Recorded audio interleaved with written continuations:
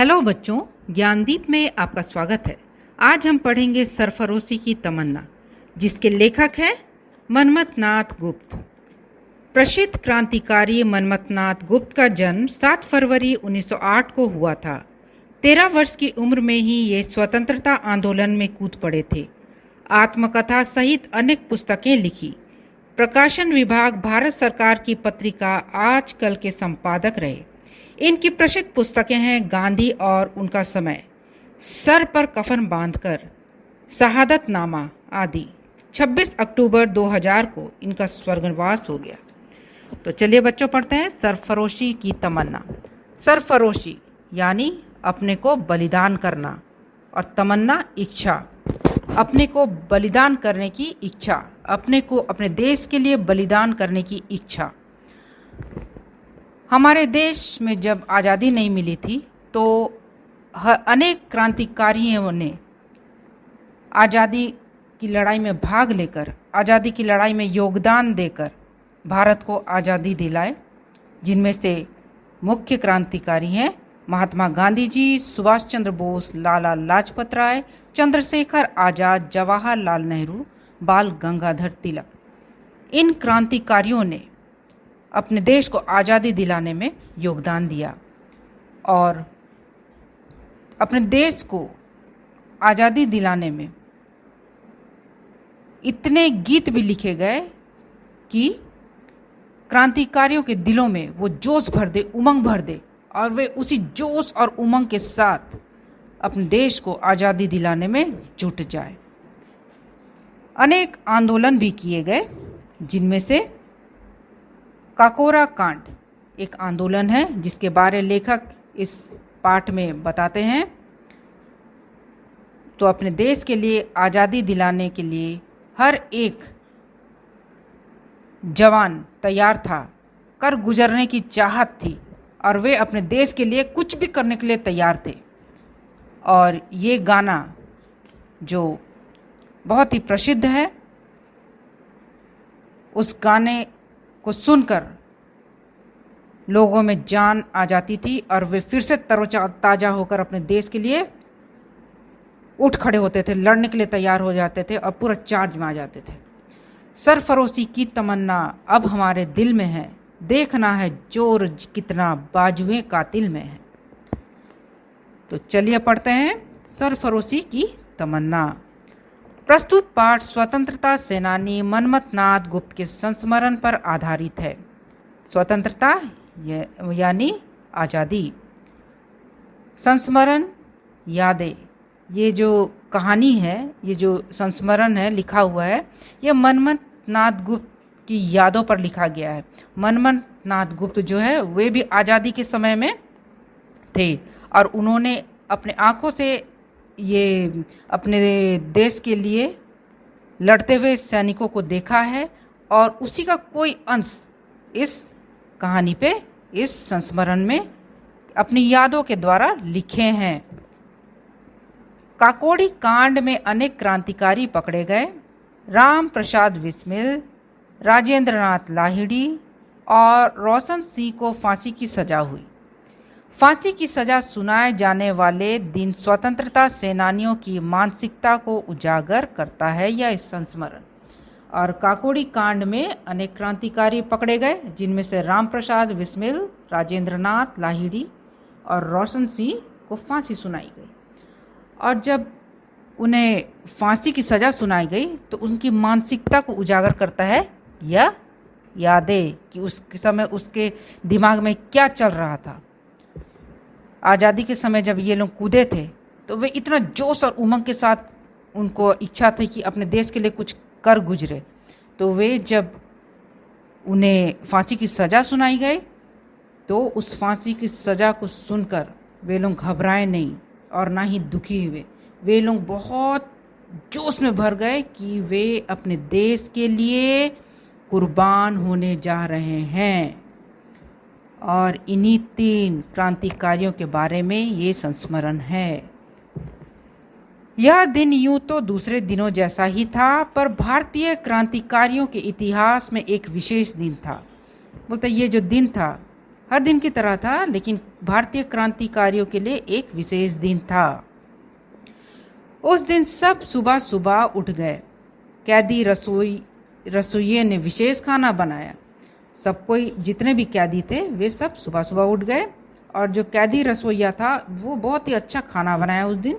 Jailer Abdul सवेरे ही आ डटा, और jailer जो था अब्दुल, वो सवेरे ही आ गया। रोज वह किसी का गाना सुनता था, किसी के साथ शतरंज खेलता था, पर आज वह चुप था। और वो जो जेलर जब भी आता था वो कभी किसी के साथ मतलब कि शतरंज खेलता था, गाना सुनता था, लेकिन आज जेलर पूरा बदला हुआ था। वो बिल्कुल चुप था, शांत था बिल्कुल। किसी ने उसे बैठने तक की जगह ना दी, और जेलर को किसी ने बैठने तक की जगह नहीं दी। मुझे लगा कि उसका चेहरा भी कुछ उदास था। ना जाने क्यों हमें यह आभास हो चुका था कि सूर्य के नीचे हमारा स्थान कहाँ है। आज वह जेलर था और हम कैदी। पता है, उसका चेहरा कुछ उदास सा था, और हम लोग को ऐसा आभास हो चुका था कि सूर्य के नीचे हमारा स्थान कहाँ है, सूरज के नीचे हमारा स्थान कहाँ है, जमीन में। आज वह जेलर था और हम कैदी। आज वो ऐसा व्यवहार कर रहा था जैसे वो जेलर है और हम कैदी। प्रतिदिन की तरह सब खाने बैठे तो बिस्मिल्लाह को ख्याल आया कि आज आनुष्ठानिक तरीके से भोजन करना चाहिए। आनुष्ठानिक यानी नियम पूर्वक। तो बोलता, चलो आज जो हम खाना खाएंगे ना, सब कोई बड़ा नियम के अनुसार खाएंगे, चलो। जेलर के घर से एक बड़ा सा थाल मंगवाया गया। सब उसके चारों ओर बैठ गए। कुछ को जगह भी नहीं मिली। हर हाल में सबने उसी थाल से दो दो टुकड़े खाए। प्राचीन काल से ही इस प्रकार के अनुष्ठानिक रूप से भोजन करने का बहुत महत्व रहा है। वो पुराने समय में सब कोई एक साथ बैठते थे और बड़ा सा थाल रहता था, और उसमें खाना परोसा जाता था। सब परिवार एक साथ बैठ के खाना खाते थे। तो आज जो है वो सभी कैदी अनुष्ठानिक तरीके से भोजन कर रहे थे। सब ने दो दो टुकड़ा लिया। कितने को तो जगह भी नहीं मिला बैठने के लिए, लेकिन वे खड़े थे और सब ने उससे खाना खाया। प्राचीन काल में जिस प्रकार से खाया जाता था उस तरीके से, पूरा मिलजुल के, एक होकर, प्यार से। हम सब ने अच्छे कपड़े पहने। हल्दी घाटी की योद्धा भी इसी प्रकार अपनी अच्छी पोशाकें पहनकर गए थे। रोशन सिंह ने अपनी इत्र की शीशी से सबको थोड़ा थोड़ा इत्र लगाया। बोलता, हम सब नहा धोकर अच्छे कपड़े पहन लिए। हल्दी घाटी के योद्धा, हल्दी घाटी का युद्ध जब हो रहा था, जिस प्रकार योद्धा अच्छे अच्छे पोशाक पहने थे उसी प्रकार हम भी पहने थे, क्योंकि हम भी अपने देश के लिए युद्ध कर रहे थे। रोशन सिंह ने अपनी इत्र की शीशी से सबको थोड़ा थोड़ा इत्र लगा दिया। वे पूरा रेडी थे, अच्छे कपड़े पहनकर, अच्छी पोशाकें पहनकर, इत्र लगाकर पूरा रेडी थे युद्ध के लिए। अब बेड़ियां डलवाने की बारी आई। जेलर को हिदायत थी कि हमारी बेड़ियों की कीलों की जांच कर ली जाए। हिदायत, आदेश था, निर्देश दिया गया था। अब जेलर को बोला गया था कि इन सब की हथकड़ियों का अच्छी तरह जांच कर लिया जाए। मेरी बारी आई तो मैंने अब्दुल से पूछा कि वह इतना भावुक क्यों हो रहा है। भावुक या ना भावना में क्यों बह रहा है, वो दुखी क्यों हो रहा है, उदास क्यों हो रहा है। बड़ी मुश्किल से पता चला कि किसी बड़े अधिकारी के कहने पर फांसी के कैदियों वाली 3 कोठरियां साफ की जा रही है। जब बार बार पूछने पर पता चला कि फांसी के कैद वाले जो 3 रूम थे, कोठरियां थी, उनको खाली करने का आदेश दिया गया है। मतलब सबको सूली पर चढ़ाने का आदेश दिया गया है। मुझे लगा कोई भी जज अपने फैसले से पहले जेल वालों को खबर क्यों देगा। उसको लगा कि अगर कोई भी जज जो है अपना फैसला सुनाने से पहले जेल वाला सबको क्यों बोलेगा, जेलर को क्यों बोलेगा। फैसला तो हुआ नहीं, लेकिन सब प्रबंध कर दिया गया है। फांसी की सजा भी सुनाने की तैयार कर दी गई है सब कुछ। बंदूक और पुलिस के बीच हम लॉरी में बैठे।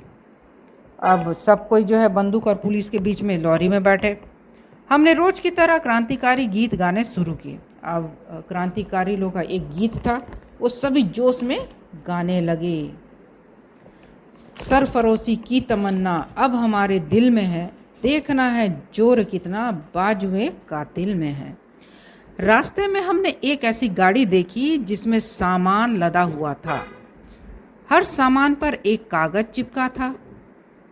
और उस पर हमारे जज का नाम लिखा था। स्पष्ट था कि हमारा फैसला सुनाकर वे भारत से बाहर छुट्टियां मनाने जाएंगे। और रास्ते में सभी देखते हैं कि गाड़ी देखी जिसमें सामान लदा हुआ था और सामान पर एक कागज चिपका था। सामान पे एक कागज भी चिपका था और उस पर जज का नाम लिखा हुआ था। तो ये लोग समझ गया कि फैसला सुनाने के बाद ये जज छुट्टी मनाने भारत से बाहर जा रहा है। और इन लोगों को मालूम था कि फैसला क्या सुनाया गया है। बस अदालत के बाहर भारी भीड़ थी और अदालत के बाहर सब कोई खड़े थे फैसला सुनने के लिए। सरफरोशी की तमन्ना अब हमारे दिल में है। सरफरोशी जान की बाजी लगाना और तमन्ना इच्छा चाहत। बोलते अब तो जान की बाजी लगाने का ही इच्छा हमारे दिल में है, क्योंकि हम अपने देश के लिए अपनी जान देकर भी कुछ करना चाहते हैं, आज़ादी दिलाना चाहते हैं। गाना जोश से गा रहे थे, चारों तरफ यह आवाज गूंज रही थी, सरफरोशी की तमन्ना अब हमारे दिल में है, देखना है जोर कितना बाजुए कातिल पर है। ये गाना जो है बहुत जोर शोर से चल रहा था, सब कोई गा रहे थे। जज के आते ही चारों ओर सन्नाटा छा गया। जज ने कहा, षड्यंत्र प्रमाणित हो गया है। सन्नाटा मतलब शांति, चुप्पी। षड्यंत्र मतलब साजिश। प्रमाणित हो गया, प्रमाणित मतलब सिद्ध हो गया है। तो जज बोलता है कि तुम लोग का जो साजिश था वो सिद्ध हो गया है, सबूत मिल गया है। एक एक कर मुझे भूपेंद्र, जोगेश, गोविंद, मुकुंदीलाल आदि को सजा सुनाएगी और एक एक करके सबको सजा सुनाएगी। अंत में सुनाई फांसी की सजा। हमारे 3 साथियों को सबको सजा सुनाया गया, लेकिन 3 साथियों को फांसी का सजा सुनाया गया और वे थे राम प्रसाद बिस्मिल, राजेंद्र लाहिड़ी और रोशन सिंह। इन तीनों को फांसी की सजा सुनाई गई। उस वक्त राजेंद्र के चेहरे पर वही बाल सुलभ मुस्कान थी। बाल सुलभ यानी बालकों की सी, बच्चे जो मुस्कुराते हैं ना, छोटे बच्चे, वैसे उसके चेहरे पर मुस्कुराहट था। बिस्मिल के चेहरे पर अवज्ञा का भाव था। अवज्ञा यानी अनादर, उपेक्षा का भाव था। और रोशन सिंह ने हंसते हुए हमें ऐसे देखा मानो वे तो सीधे स्वर्ग चले और हम रह गए। और जब इन तीनों को फांसी की सजा सुनाई गई तो राजेंद्र के चेहरे में तो बच्चों की तरह मुस्कुराहट थी कि चलो अब मैं अपने देश के लिए बलिदान होने जा रहा हूँ। ये अंग्रेज मेरा क्या बिगाड़ लेंगे, मैं अपने देश के लिए कुर्बान होने जा रहा हूँ। वो खुश था। बिस्मिल के चेहरे पर अवज्ञा का भाव था, मतलब निरादर का, अनादर का। वो उपेक्षा की दृष्टि से देख रहा था बिस्मिल। रोशन सिंह ने हंसते हुए हमें ऐसे देखा मानो वे तो सीधे स्वर्ग चले और हम रह गए। और रोशन सिंह ऐसा देख रहा था जैसे तुम लोग तो यहीं रहे और मैं तो सीधा स्वर्ग चला गया। और हम सबकी आंखों में आंसू भरे थे, क्योंकि हम जानते थे कि यही हमारी अंतिम मुलाकात है। और इन तीनों के, सबके जितने भी क्रांतिकारी, सबके आंखों में आंसू था, क्योंकि वे जानते थे ये तीनों से अब कभी मुलाकात नहीं होगा। लेकिन ये तीनों खुश थे कि अपने देश के लिए कुछ करने जा रहे हैं, अपने देश के लिए अपनी आहुति, अपनी कुर्बानी को देने जा रहे हैं। इसलिए तीनों के चेहरे पर मुस्कान थी और खुशी इसलिए थी कि अपने देश के लिए वे मर मिटने के लिए तैयार थे। तो बच्चों, हमें आज़ादी प्राप्त हुई है अनेक संघर्षों को झेलकर, और ये जो है क्रांतिकारी, इन लोगों की कुर्बानी से ही हमें आज़ादी मिली है और आज हम स्वतंत्र रूप से आज़ाद हैं। तो बच्चों, ये कहानी यहीं समाप्त होता है।